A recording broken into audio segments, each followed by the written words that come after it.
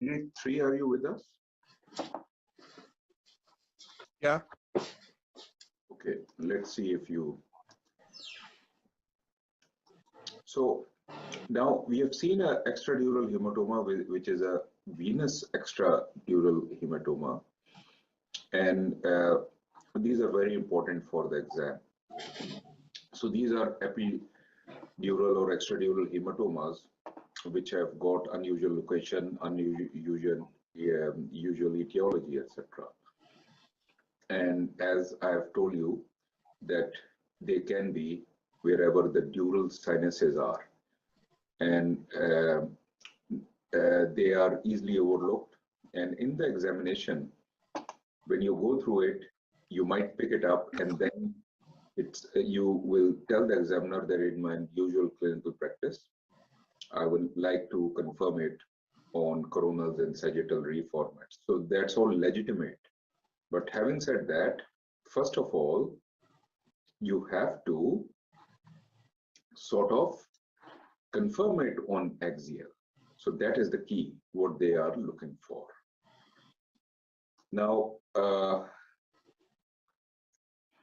look at these sites, and these sites are critical sites for you to remember. First is the middle cranial fossa, and my experience is that many people do not realize this. Where is it this? This is in front of the temporal lobe. Please remember, it is in front and not lateral to the temporal lobe. This is a key point to remember.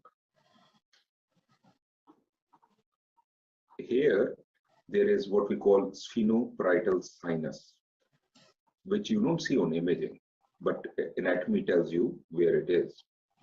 And it's a venous type of extradural hematoma.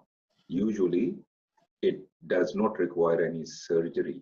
So that's the key concept. Once you know, in the examination, if the examiner shows you this thing, then he or she is going to ask you this concept. They are asymptomatic. Vortex extradural hematoma, people miss it, and it might be visible on the topmost slice, and because there is laceration of superior sagittal sinus. You know the case which I showed you, there was a laceration of the transverse sinus. Same thing can happen with the superior sagittal sinus, and it is easily overlooked. Again, reformats will be the key, but you have to pick it up on axial initially, and then ask for reformats. Clival extradural hematoma. What happens is that in this region, posterior to the clivus, there are small veins, venous plexus rather, and there can be extradural hematomas because of that. So these ones also are important to remember, for the simple reason that you don't do anything much about it. So this is the type of case which I showed you, in which the fracture line goes like this, and there is laceration. And when there is laceration, usually there will also be sinus thrombosis. So I've seen quite a few cases which are in my teaching files, where you do some CT venogram, etc., and there will be sinus thrombosis secondary to that. So that's a legitimate question. What will you do? I will do a CT venogram to see for any sinus thrombosis. Of course, if the artery is involved, now this concept has been checked in the examination so often, where they will show you base of skull fractures, and in which you will say that I want to do a CTA to look for any arterial injury, etc. That's a different concept, but right now I was concentrating on epidural hematomas. Look at this. This is very similar to the case which I showed you, in which there is a fracture. This is, of course, a bone window, but on post contrast, this is what it is. This is a extradural hematoma sitting there. And this is the sinus which I wanted you to remember. This is, anatomically speaking, this actually drains into the cavernous sinus. It's a small sinus. You don't see it on imaging, but look at the location. This is the middle cranial fossa. So it bleeds quite often. if it bleeds, the extradural hematoma will be sitting where? Anterior to the temporal lobe. So the temporal lobe is here and it will be anterior to that. And this is a venous extradural hematoma. You don't treat it surgically. So this is an example where you see it here, and this concept will be checked in the examination. Another example, you see this, and you see it is sitting here, there is a fracture also. So this is anterior to the temporal lobe. So this is clival. You see this thing? And this is the clivus, so it is sitting posterior to that. And this is because of venous plexus there. Another example where you see this here, and on an MR, actually it extends all the way down, into the cervical spine also. On a T2 weighted sequence, it's not as clearly seen as on the one. So these are important points. Now, this one is critical for you to remember. This is, just like sinus thrombosis is very important. Similar to that, in trauma cases, your protocol should be the last slice is critical. Now, this is the last slice, axial slice. There is a subgaleal hematoma here. And something is happening here. You see, usually this is the transverse sinus. What is this? And then you ask the examiner that I want to see reformats. And something is happening, and something is definitely happening. So what you do a CT venogram, and on CT venogram, now it becomes clear. This is the superior sagittal sinus. This is something extra. So there is a bit of leakage there, means there is another laceration, and there is not complete thrombosis of the sinus, but at least there is a venous extradural. So these are critical sites for the exam. Candidate, sorry, where were we? So candidate 3, I think this is okay. To tackle it as your last case. Candidate 3, are you with us? Yeah, Dr. Khan. Yes. So this is your last case. Over to you. Okay. This is CT brain, axial cut soft tissue window. I can see. I'm looking for. This is a trauma, so I'm looking for any sites of hemorrhage, extradural, intraventricular, or parenchymal. I can trace some on the right side, in the right parietal region. I can see a CSF density clearly as on the left side. It's being associated with some effacement of the right side, cortical sulci and gyri. So this might be a subdural hemorrhage on the right sub. Which place? You're talking somewhere here, or? Yeah, here. Don't worry, this is just an artifact. Do you see anything in the middle cranial fossa here? Yeah, I can see there is a high density, which is seen on the middle cranial fossa, showing biconvex shape. So this is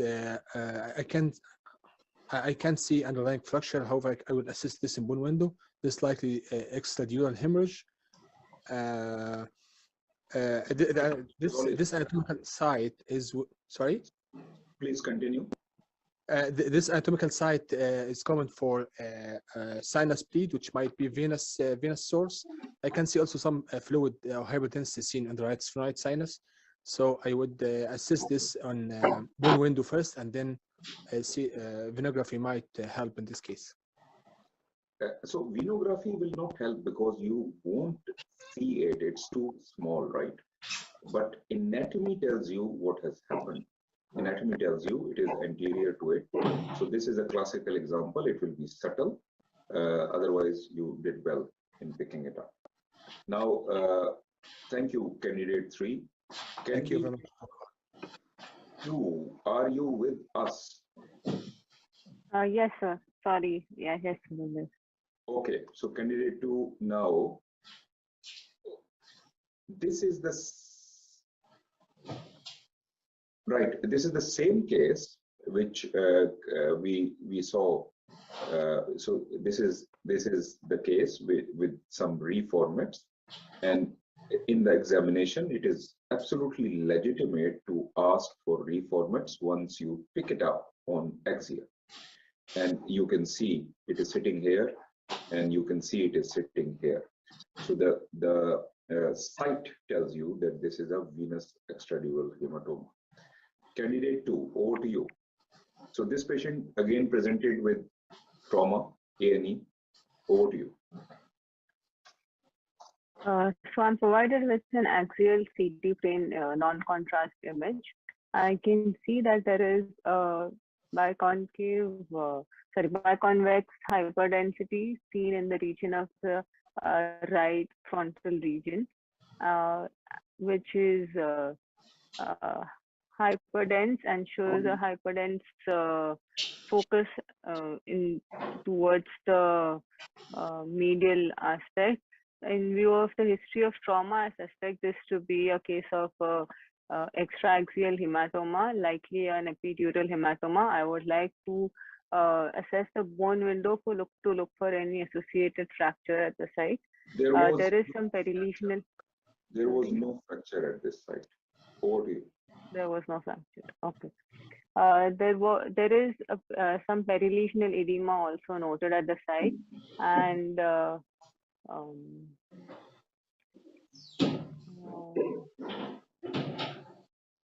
yes. Now, within this lesion, do you see these high density foci? What do you think is yes, this? yes.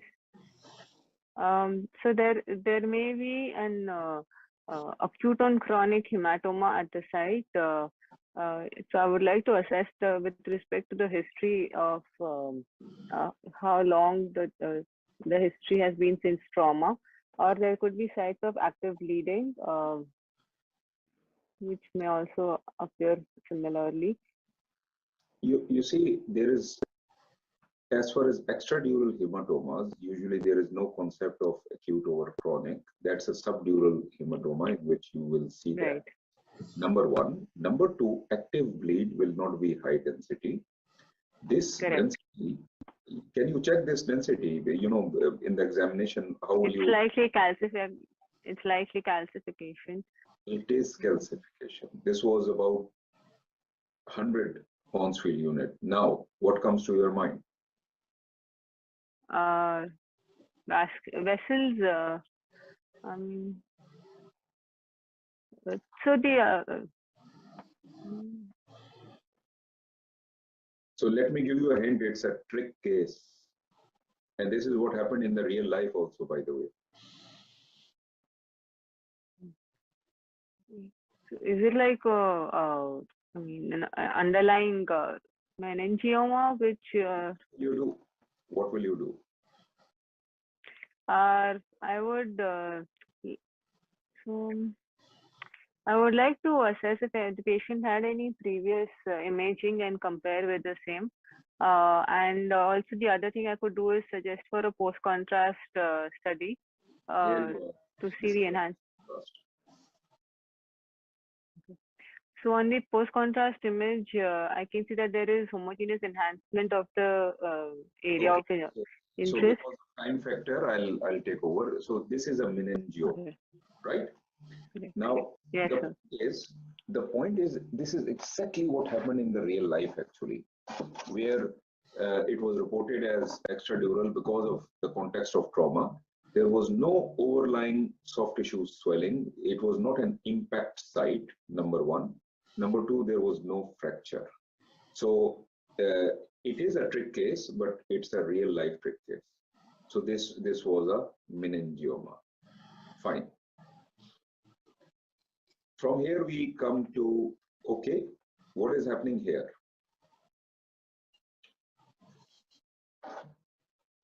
Or candidate 2?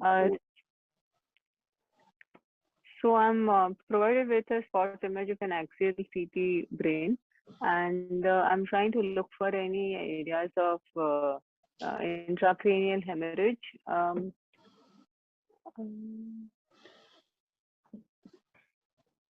I do not see any obvious areas of intracranial hemorrhage. However, along the superior genital sinus, along the posterior intersemestized pressure, I see there is So I do see some hyperdensity in the subdural region along the right, on the right side of the posterior interhemispheric fissure.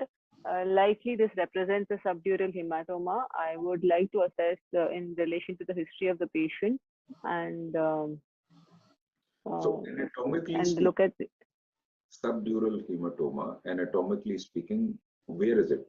How will you call it? Location. My question is regarding the location. so it's along the posterior interhemispheric fissure on the right side. What is a fissure? You see, I'm fissure. sorry? Fissure. The word fissure. I am just asking the terminology here. Is it a correct terminology to call it a fissure? You see, Sylvian fissure, for example, this is a fissure. Right. The subdural hematoma will. This is along the Fox. Fox cerebri, yes. Right? Okay, let me take Yes, over. sir. Okay, let me take over. Now, let's go back to the concept of subdural hematomas. Now, subdural hematomas, of course, can go along the bones, but they can also go along the dura, which is the Fox, and along the tentorium. Now, if you see here, this is a coronal view of the skull, and this tells you various layers of the scalp here. And then this is the skull, which has got outer table, inner table, and the diploic space. Some veins, they cross through it also. But deeper to the inner table is this two-layer dura. And this two-layer dura, so this is a coronal sequence at the superior sagittal sinus. And here what happens is that these two layers, they sort of split. One of the layers is adherent to the periosteum of the bone. And the second one is here. So the contralateral side, the innermost layer, it comes here, they join together to form the Fox. Extradural space is the space, a potential space between this and the skull, that is extradural space. Now,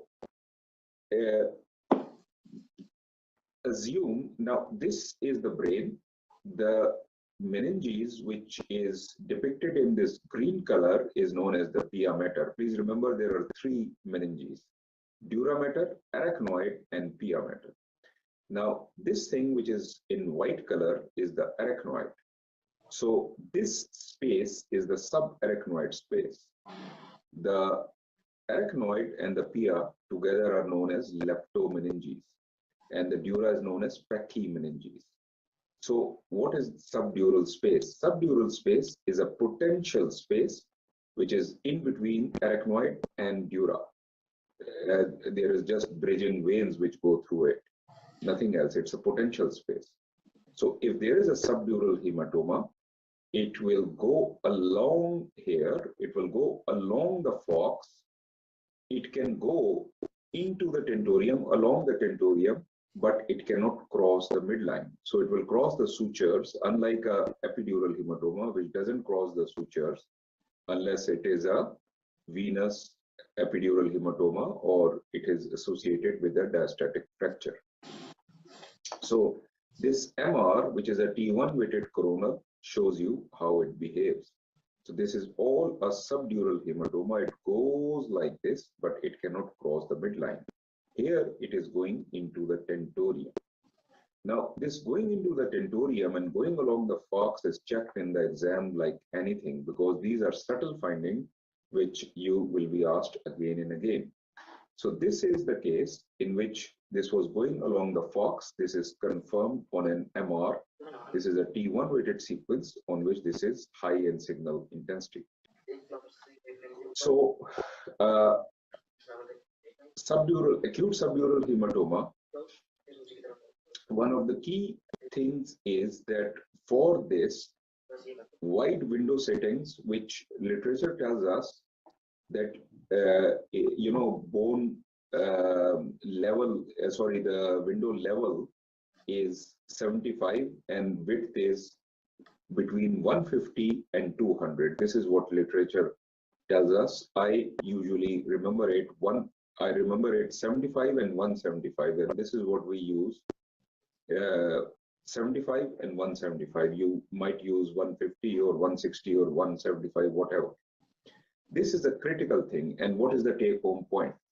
The take-home point is that in your clinical practice, if you are not doing it, start doing it from today. When you see a case of trauma, acute trauma, you must look at three windows. One is your normal brain windows.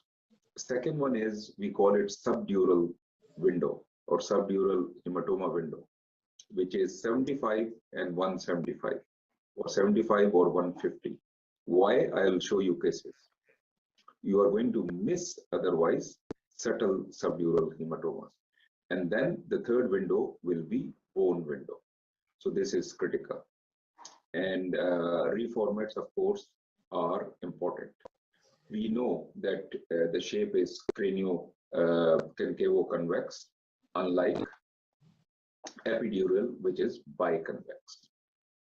There is a concept of subdural hygroma, and you must have the clear-cut concepts. What is a subdural hygroma? As the name tells you, the density will be like water, as in low density, like CSF.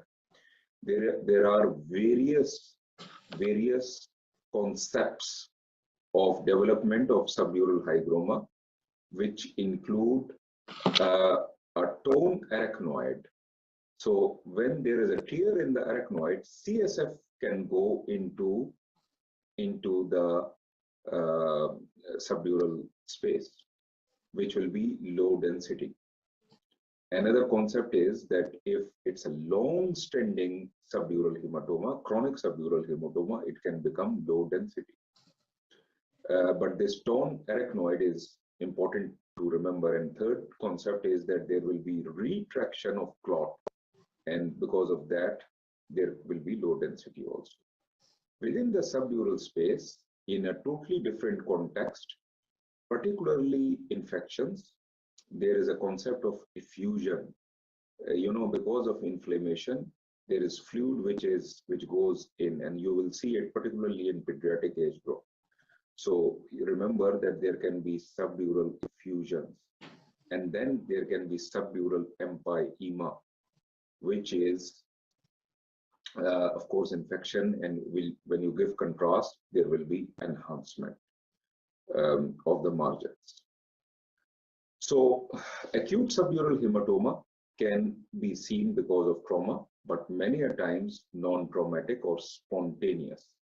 What is the concept? The concept is that this is particularly seen in elderly because the brain is atrophied and the cortical bridging veins are passing through it and they are torn. So this is the mechanism of action. Now, these things are very important for you to remember. There are three terms. One is acute subdural hematoma, then is subacute, and then is chronic. The definition of acute subdural hematoma is 6 hours to 3 days. Now, so up to 3 days, you call it acute subdural hematoma. 60% of them will be hyperdense, homogeneously hyperdense. But 40% will be mixed density, hyper and hypo. And this is a potential viva question. How do you explain it? How is there hypodensity? Rarely it can be active bleeding, what we call Sewell sign like epidural, but this is much, much more rare in subdural hematoma. Because remember, the Sewell sign was because of arterial bleed. Here, it will be very, very rare. The mechanism of action might be different. And the mechanism of action is this thing. There will be tone arachnoid, because of which, along with bleeding, there will be CSF, which will go into the subdural space. And this is why it will become mixed density. And another mechanism is clot retraction. So the clot will retract, and that is why there will be a bit of hypodensity. Another concept, which is an exam concept, is this hemoglobin. Please remember the values of hematomas, which we cover in radiology, 56 to 76 Hounsfield unit, etc. These are made up of hemoglobin concentration of 13 grams per deciliter. If a patient is very anemic, particularly let's say 8, the hemoglobin, the acute bleed might be isodense or hypodense. So remember this. And density decrease of 1.5 Hounsfield per day, I've already covered it in the beginning. What you're looking for when there is, acute subdural hematoma is easy to pick up because it will have either hyperdensity or mixed density. But when there is a hematoma which is subacute or chronic, it might be difficult to pick up. And for that, you have to see displacement of the cortical vein and buckling of gray-white matter interface. We will see these examples. So this is subdural hematoma, and this is the window. This window is 150. The width is 150 in this one. This is a regular window, and you can see that there is a subtle subdural here, which cannot be discriminated from the adjacent bone. But when you use 150 or 175, whatever you want to use it, what happens is this is a wide window, and the parenchyma appears more hypodense. There is a differentiation between the subdural and the bone. So it is critical to use it. I have seen over last few years, last 10 years or so, 4 or 5 cases in my hospital where we missed subdural hematomas, and 2 of them became very, very, became medico-legal cases. I'll show you one of them. This is subdural hematoma because of anemia. This patient had 8 hemoglobin concentration, 8 gram per deciliter. So acute hematoma appears hypodense. So beware of this. And then in the exam, remember this concept that subdural hematomas can go along the tentorium and can go along the fox. And you have to pick it up and then ask for reformats in which you might be able to pick it up. Classical exam case. Now, this is a classical exam case and has come in the exam so many times, where you pick up this subtle finding. There is some hyperdensity along the fox and along the tentorium. You ask for reformats, and there it is clear that there is a subdural sitting in the tentorium. And on a sagittal, you can compare the normal side with this side. So this is an acute subdural hematoma.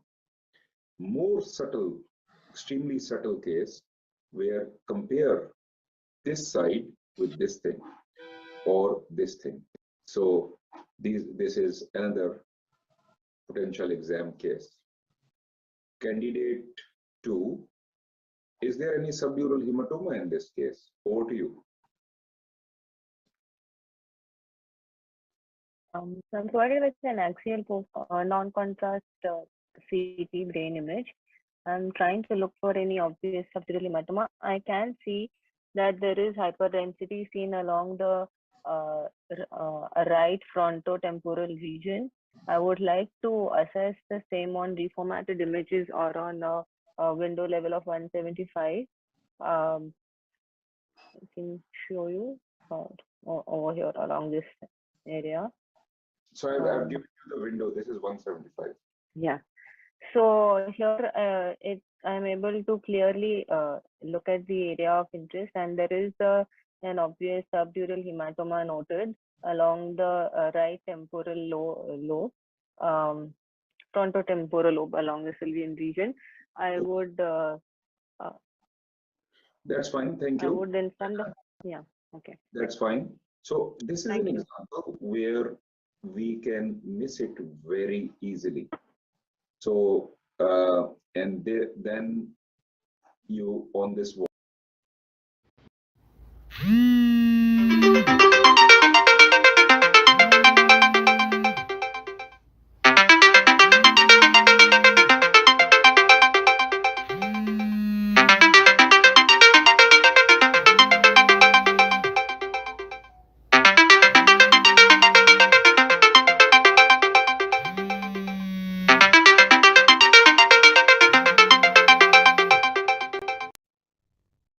is long table in front of his TV and came to the A&E, was brought to the A&E. He was fine. Clinically, he was fine. This was missed. This was missed. The patient was sent home, 72-year-old. The patient was living alone at home. For 3 days, he did not come out or something, classical scenario where the neighbors got worried.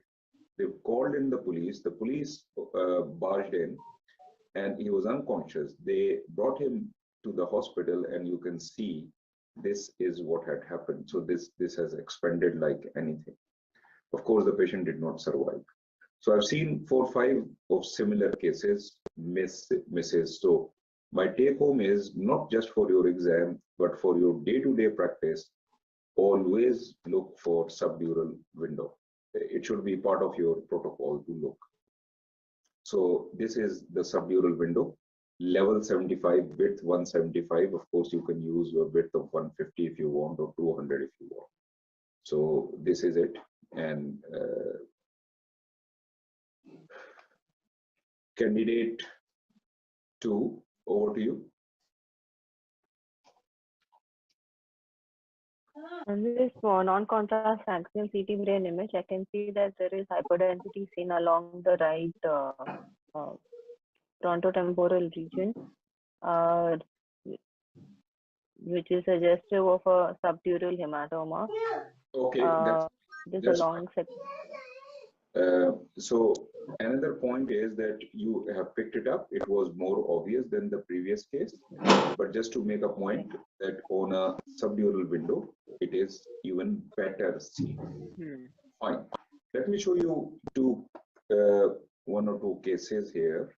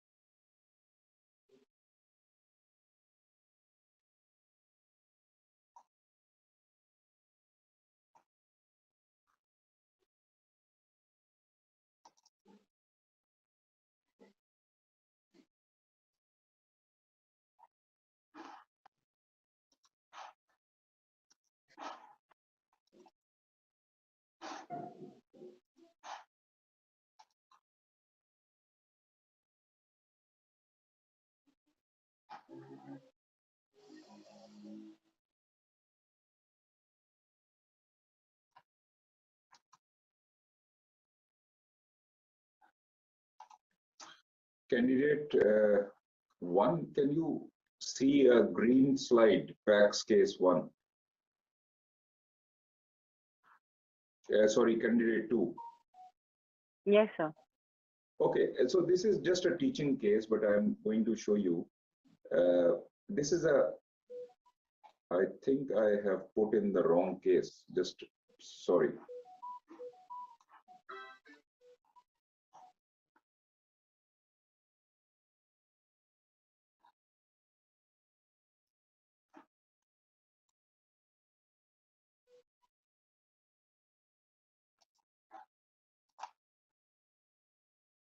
So can you see a slide by 10 years male history of trauma? Yes, sir. So I'm just going to go through it myself, but the point is that this is a classical exam case where there are subtle findings here. This is a 10-year-old pneumocephalus. With that pneumocephalus, if you look carefully, there is a bit of hemorrhage, and then if you here you will ask for, so on the subdural window you can see this subdural hemorrhage more carefully, particularly more obviously, and then you will ask for a bone window, and on a bone window you can see there is a fracture here. There is a fracture, and because of that there is a pneumocephalus. So another case is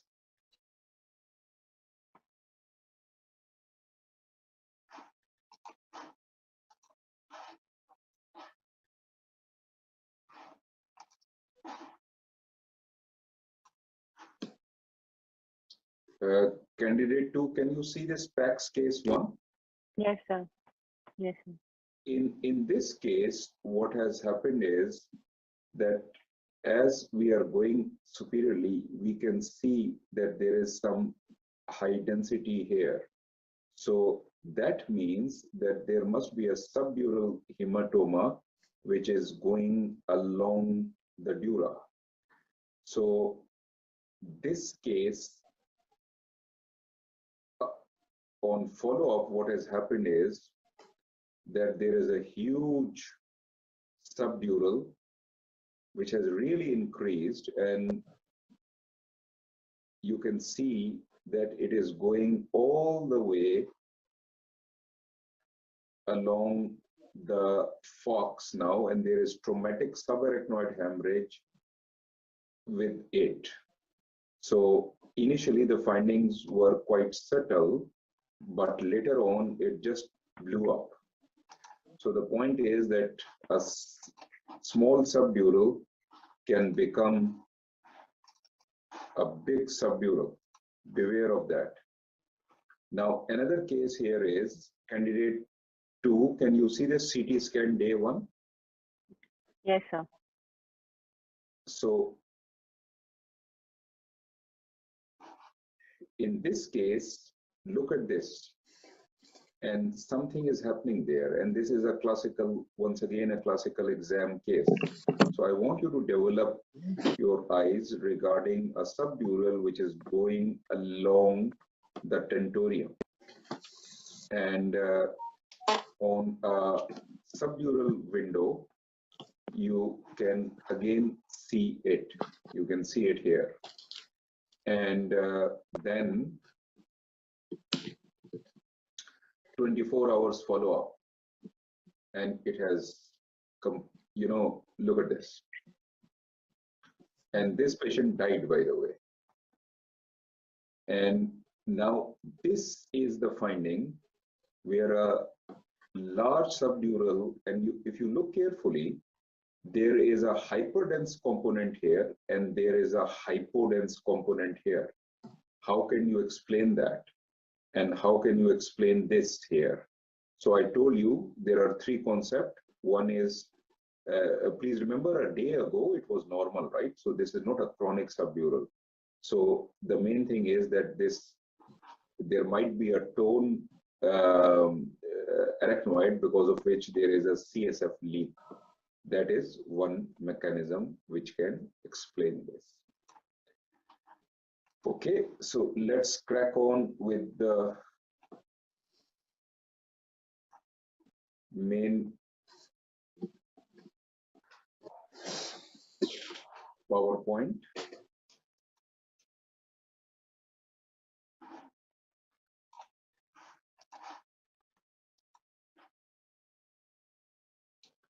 Can you see my slide?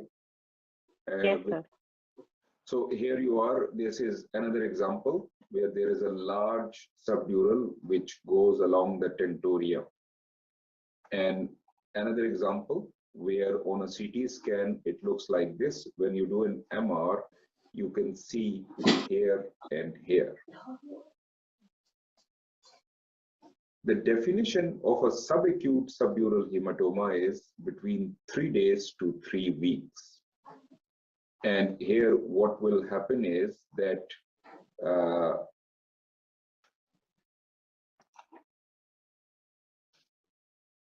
it will become partially liquefied, and there will be surrounding granulation tissue which will produce a membrane. So there is, I'm going to skip the theoretical part of it, but one thing which you have to remember, when a subdural hematoma becomes chronic, what happens is that there is surrounding membranes which become thickened. The bridging veins are there. So you have to look for, because this has become isodense to the parenchyma, two signs which you have to look for is this CSF, which is the sulcal CSF, it is displaced inwards. In literature, we use the word CSF dots. And then this is the, if you see here, this is the what we call the gray-white matter junction. And there will be buckling of gray-white matter junction. Isodense subdural hematoma, particularly bilateral isodense subdural hematomas, are very commonly shown in the examination. And this is an example where, or these are also known as bilateral balanced subdural hematoma. There is something sitting here, something sitting here. Look at the CSF. This dot is displaced inwards. Look at the buckling of the gray-white matter junction. So then what is chronic subdural hematoma? A chronic subdural hematoma is a hematoma which is 3 weeks to months old. And what happens? That, you know, there can be membranes, there can be loculations, there can be septations, there can be fluid levels within it, and there can be acute over chronic type of hemorrhage. If you see it in children, raise the possibility of NAI. And if you see here, these pictures tell you what happens. So these are membranes surrounding it, granulation tissue, bridging veins are there, and then this can happen. There are many locules. There is hemorrhage at various ages. There is some fluid, some low density, some high density. That kind of a thing can happen. And if you give contrast, the membranes can enhance. If you see here, look at this, you know, look at the density here. It is high as well as low mixed density. Here it is low density. This kind of a density, if you get in a child, raise the issue of NAI. And these are multiple locules. And this also tells you with contrast, look at the cortical veins, they are here and they are, you know, buckled inwards. Do you see any subdural hematoma here? Over to you, candidate 3, candidate 2. Yes, sir. On the left side, I can see an isodense collection with inward displacement of the CSF dots and buckling of the gray-white matter junctions along the left frontal and temporal regions. Excellent, well done. So if you give contrast to this, this is what will happen. You see the cortical veins, cortical vein, this is the key finding.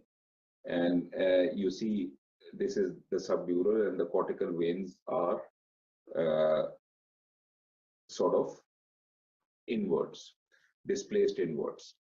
Easy case, but so in one, just give me your diagnosis instead of description. What is happening? This is a chronic subdural hematoma with areas of acute changes in acute and chronic on the right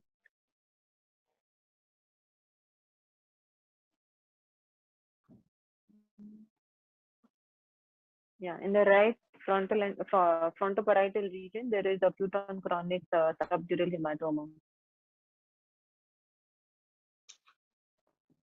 So is it only on the right side?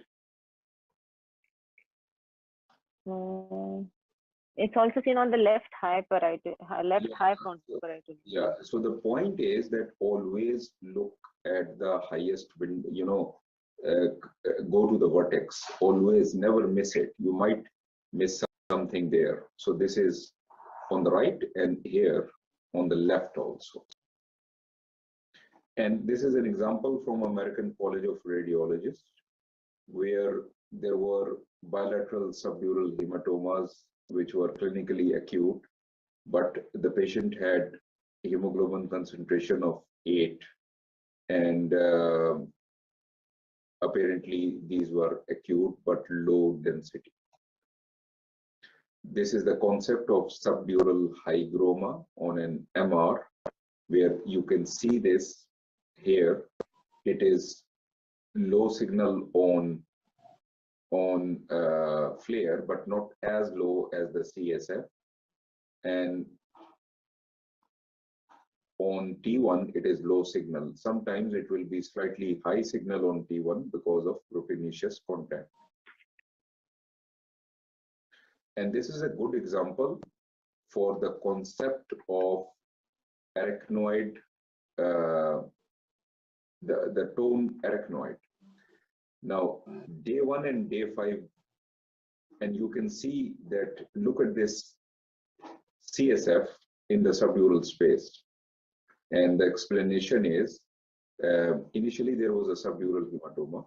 The explanation is that the CSF has gone into the subdural space bilaterally because of tone arachnoid.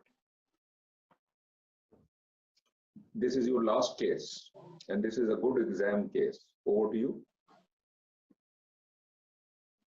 This is an axial CT image of a child, which is 7 months of age.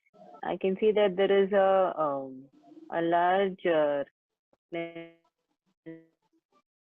collection along the left subdural space, extending along the fox and along the left temporo-occipital region, frontotemporal region, as well as along the parietal region. So this is suggestive of an acute on chronic subdural hematoma in a child, and in view of the age group, I would like to rule out possibility of a non-accidental injury and look for any other associated findings of trauma.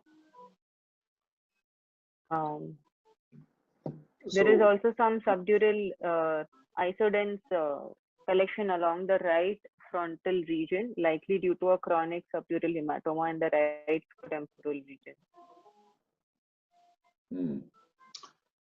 Okay, this is a case of NAI. This patient is 7 months old. What is happening? Right. First of all, there is acute over chronic type of subdural hematoma, where you can see the acute component here and more chronic component here. Then if you see here, there is focal atrophy of the temporal lobe. What is happening is that this is atrophic, means that there must be some old contusion or injury. So overall, this is NAI. I'm not showing you NAI cases, but I've just shown you one because we usually cover it in the PED session.